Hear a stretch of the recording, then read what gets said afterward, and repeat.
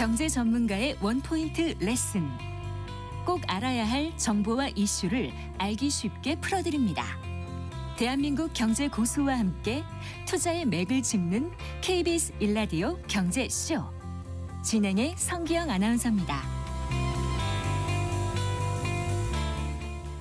4시 21분입니다. 쿠팡이 그 국내 온라인 업계 1위로 자리를 확실하게 선점하게 만든 것이 총알 배송과 함께 새벽 배송일 텐데요.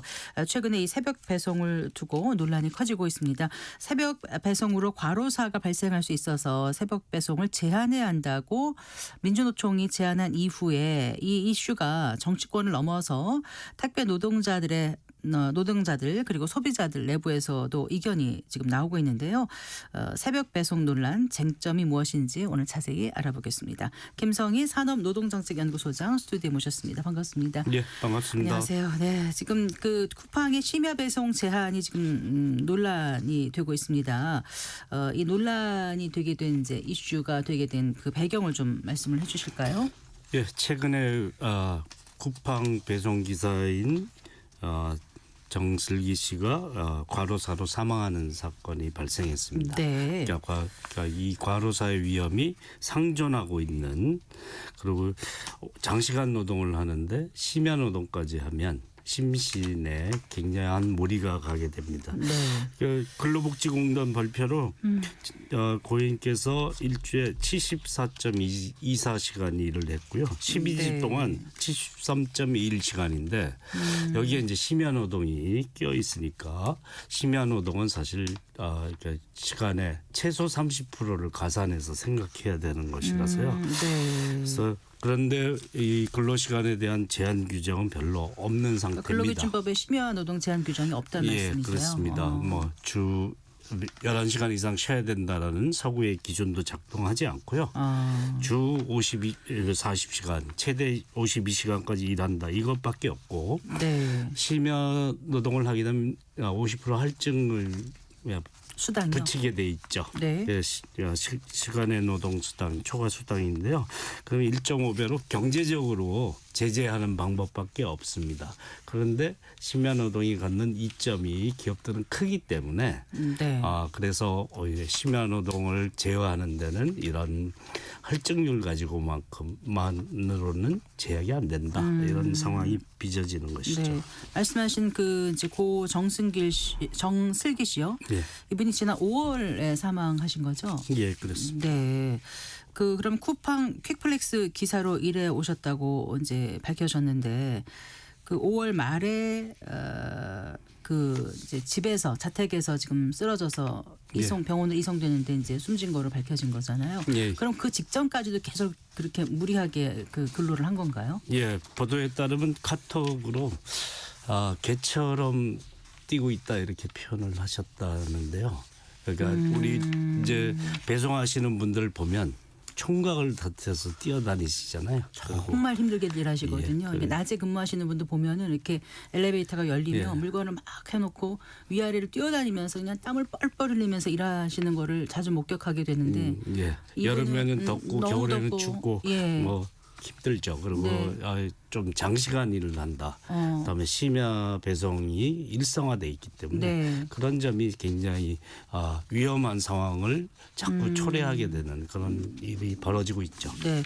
그래서 이제 이번 그 사건을 계기로 민주노총 택배노조에서 이제 고정 심야 노동은 건강권을 침해하기 때문에 건강권 보호를 위해서 심야 배송 제한한다 이렇게 이제 주장한 거지 않습니까? 예, 예. 그 건강권을 보호한다. 이거에 대한 이제 근거가 어디 명문화된 게 있나요? 예. WHO 세계보건기구죠. 산하의 국제암연구소에서 심야 노동을 2급 발암 물질로 규정하고 있습니다. 네. 뇌 심혈관계 질환도 일으키고 또 그것뿐 아니라 수면 장애가 우울증으로 이어지는 정신 건강에 악영향을 주는 굉장히 위험한 발암 물질이라고 할 수 있죠. 네. 우리나라 과로사 규정에도 네. 고인께서 한 것이 이제 보다 20시간이나 낮은 건데 12주 동안 52시간 이상 일하면 네. 과로사에 해당한다. 그로 인해서 사망을 했을 경우에 네. 이렇게 명시하고 있고요. 국제노동기구죠. ILO에서는 야간 근로 협약 그리고 공고를 마련해 놓고 있습니다. 야간 근로에 대한 의존도를 줄여야 된다고 네. 제한의 필요성을 규정으로 담고 있죠. 그러니까 우리나라 과로사 규정에 12주간 동안 52시간 이상 일하다가 사망하면 그걸 과로사로 본다는 거예요. 근로복지공단에서 이제 과로사 판정을 하니까 네. 이에 해당하는지에 대한 판단을 하는 건데요. 네. 뭐 갑자기 많은 노동을 하거나 심야 노동이 거기에 끼어 있으면 또 그런 걸 감안하긴 하는데 네. 가장 첫 번째 규정이거든요. 네. 첫 번째 규정보다도 20시간 이상 일을 하셨던 거기 때문에 네. 이런 상황이 이제 이 한 분의 일이 아니라 대부분의 배송 기사들이 직면하는 문제라는 점에서 네. 심야 노동의 제한의 필요성은 공감을 가질 수 있다 이렇게 볼 수 있겠죠. 네. 근데 쿠팡이 지난해 하반기부터인가요? 휴게 시간 보장을 의무화한다면서 업무용 뭐 앱 셧다운 기능까지 도입했다고 하는데 실제로는 그게 유명무실한가 봐요. 예, 뭐 그런 한 4년 전에도 이런 명절 때 이제 배송 기사들이 일이 몰리는 때에 가장 교섭력을 가질 수 있지 않습니까? 그래서 그때도 사회적 합의를 한 적이 있는데요. 네. 그런 휴게 시간을 지키거나 일정한 노동 시간 이상을 일하지 않도록 하거나 이런 규정이 잘 안 지켜지고 네. 그뿐만 아니라 분류 작업이라고 네, 네. 예, 택배를 분류하는 작업에 2.6시간 정도가 쓰이고 있고요. 매일. 네. 그다음에 이제 프레시백이라고 네. 예, 신선식품 배송하는 네. 박스. 박스. 예. 그 회수하는데 0.9시간을 쓰고 있습니다. 그게 의무화되기 때문에 네. 실제 뭐 그에 대한 보상을 쥐꼬리만큼 하고 있기 때문에 사실은 실제 배송할 시간이 모자라는 거죠. 우리가 그러다 보는 배송만이 아니라 분류 예. 작업에도 벌써 예. 3시간 가까이 드니까 예, 평균. 그거를 네. 이제 제외하자. 예. 그 작업에 대한 그 인원을 따로 확보해라 이렇게 얘기하는데 네. 그것도 지켜지지 않고 있습니다. 그럼 상하차 이런 거는 직접 택배 기사가 하시는 예. 것 같은데요? 해야 되는 경우가 많이 발생하는 거죠. 그러니까 네. 상하차 뭐 당연한데 처음에 물류센터에서 출발할 때 네. 그 분류하는 작업부터 이제 자신이 해야 되니까 상하차는 네. 물론이고 네. 이런 그 지불되지 않는 공짜 네. 노동까지 같이 책임으로 붙어 있으니까 초장시간 노동을 조장하고 있다 이렇게 볼 수 있겠죠. 근데 민주노총 택배 노조에서는 그러면 이제 아까 말씀하신 그런 근거로 건강권 보호를 위해서 심야 배송 제한해야 한다라고 얘기를 하는데 실제로 쿠팡에서 이제 그 심야 배송하는 택배 기사분들 얘기는 또 반대가 꽤 있는 것 같아요. 예, 그렇습니다. 뭐 사람이 다양하기 때문에 또 10만 배송 기사가 있는데 다들 이제 반짝 일해서 심신이 힘들더라도 소득을 많이 얻는 걸 목표로 하는 사람들이 상당히 많이 있을 수 있습니다. 그래서 쿠팡 위탁 택배 기사가 속한 쿠팡 파트너스 연합이라는데 2,405명을 설문해서 93%가 심야 배송 계속하는 걸 찬성했다는데 지금 조금 전에 10만 배송 기사님이라고 예, 말씀하셨죠. 10만 중에 이제 퍼센트로 그러니까 2%. 우리나라 배송 기사분들이 10만이라는 예, 말씀이세요. 쿠팡 소속만이 아니라 다 합해서 예. 그런데 이 정도의 설문이 이제 대표성이 있느냐 고민이 있기도 하고요. 근데 충분히 이해가 가긴 합니다. 근데 뭐 쓰레기 수거하는 것도 사실 산재 사고 많거든요. 교통사고가 굉장히 많습니다. 네. 그런데 심야 시간에 하지 않습니까? 네. 혼잡이 없고 사실은 배송이 가능한 시간대이기 때문에 그렇고 수입을 더 거둘 수 있고 네. 그다음에 이제 이 일자리라도 외에 그만한 일자리를 구하기 힘들다라고 생각하시는 분들이 많기 때문에 네. 이걸 반짝해서 수입을 거두는데 목표를 두는 사람들이 많을 수는 있지만 네. 이걸 대표성이 있다라고 정확한 설문이냐에 대해서는 좀 의문이 제기될 수 있다고 네, 생각합니다. 교통 원잡 적고 엘리베이터 사용 편하고 수입이 좋고 주간에 개인 시간 활용할 수 있고 사실 예. 또 주간 일자리가 없다 여러 가지 이유로 지금 예. 그냥 제한하는 걸 반대하는 분들도 많으신 것 같은데 예, 밤이 없이 뭐 주간 시간 활용하는 게 바람직한지는 모르겠습니다. 글쎄요. 예. 그런데 이제 근본적으로요 심야 배송이 생겨난 걸 좀 한번 생각해봤으면 합니다. 그 이제 온라인 쇼핑의 과도한 경쟁의 일환으로 어떻게 보면 이제 쿠팡에서 심야 배송 만들어 낸 거 아닌가요? 예, 그렇습니다. 네. 그러니까 이게 과연 소비자들이 원해서 한 것이냐, 쿠팡이 그 선도 기업으로 올라서기 위해서 네. 이렇게 오히려 소비자의 기호를 만들어낸 것 아니냐 하는 측면이 있습니다. 그래서 이게 공급이 오히려 수요를 창출한 것 아니냐. 이게 오래된 해묵은 경제학적 명제인데 이걸 사실 업계 선도 업체가 하면 플랫폼이 하면 가능하다라는 것을 보여줬는데 네. 그 시장이 변한 거죠. 그리고 그러면 따라오는 경쟁 기업들은 다 그걸 추정할 수밖에 없고요. 네. 소비자들의 기업마저도 오히려 만들어낸 것이다. 네. 그래서 배송기사들만 삶의 리듬만 심야에 움직이게 하는 게 아니라 소비자의 삶도 사실은 따라서 급박하게 만든 것 아니냐. 네. 저녁 식사에 이후에 주문해도 새벽에 배송이 됩니다.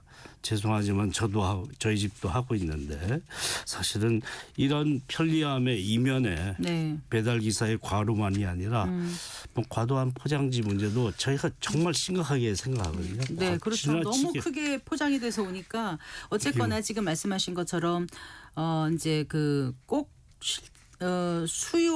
수요가 있어서 예. 서비스가 생겼다기보다 서비스가 시작되니까 수요가 창출된 부분도 분명히 있을 것 같긴 한데 또 한편으로는 뭐 이제 맞벌이 부부들이라든가 시간이 없는 분들 또 이제 장보기 좀 힘든 노인분들 이런 분들이 편리하게 이용한다고 하는데 꼭 새벽 시간대에 해야만 되는가 이 문제가 또 다시 또 궁금해지긴 그렇죠. 합니다. 네. 초심야 시간을 피한다고 해서 해결이 안 되느냐. 네. 아침 7시 이전에 배송하는 대안도 제시하고 있기도 하니까 네. 초심야 노동이 사실 모두를 잠들지 못하게 만드는 사회로 막 가고 있는 거지 않습니까?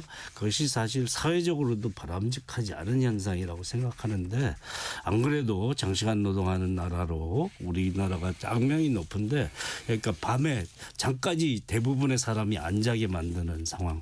그다음에 과도한 소비를 유도하는 거지 않습니까? 이게 사실 지금 현재 뭐 지구 위기를 얘기하고 있는 시대에 바람직한지 네. 포장지만이 아니라 과다 소비 필요하지 않은 이런 소비를 유발하고 있는 것도 네. 쿠팡이라는 기업에게는 유리할지 몰라도 네. 사회나 지구에나 바람직하지 않다 생각합니다.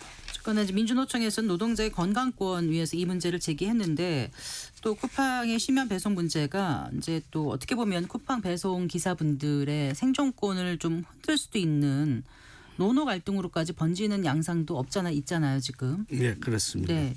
그러니까 그 쿠팡 기사들이 여러 사람들이 존재하니까 또 예.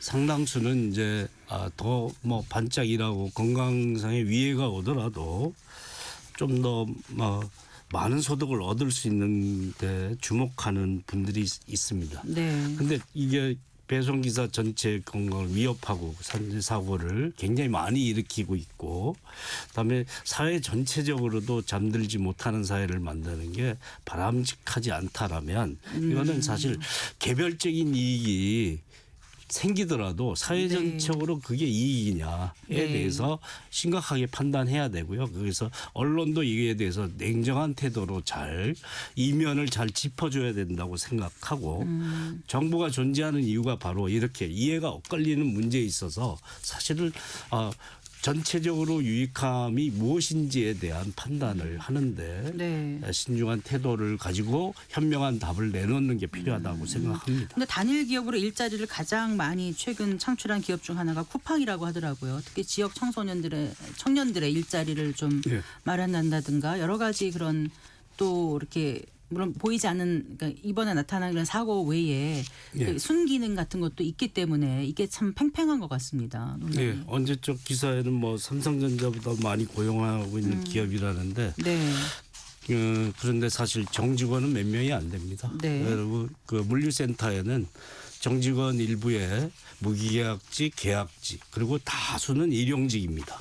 그리고 배송기사들은 이제 노동자로 인정받지 못한 특수고용 종사자를 주로 고용하고 있는 거고요. 네. 그다음에 이제 대리점에 고용돼 있는 사람들은 더 신분이 열악합니다. 네. 이 다층적 신분제로 운영하고 있어서 네. 고용의 양이 중요한 게 아니라 질은 너무나 형편없다라는 게 문제라고 할 수 있고 선도기업이니까 업계 전반을 그렇게 고용구조를 악화시킬 수 있는 질도 질이지만 당장 양이 절실한 그런 지역이라든가 취약계층 위해서는 또 사회적 안전망 역할도 한다. 이런 또 목소리도 예. 있더라고요. 청년 신규 채용도 많이 했다는데 네. 사실은 뭐 고용의 질의 문제는 있고요. 네. 산재 사고가 1년에 2,000건 이상 청년 노동자에게 발생했습니다. 쿠팡에서요? 예. 그래요. 물류센터에 일하는 네. 사람들이 대다수인데 예.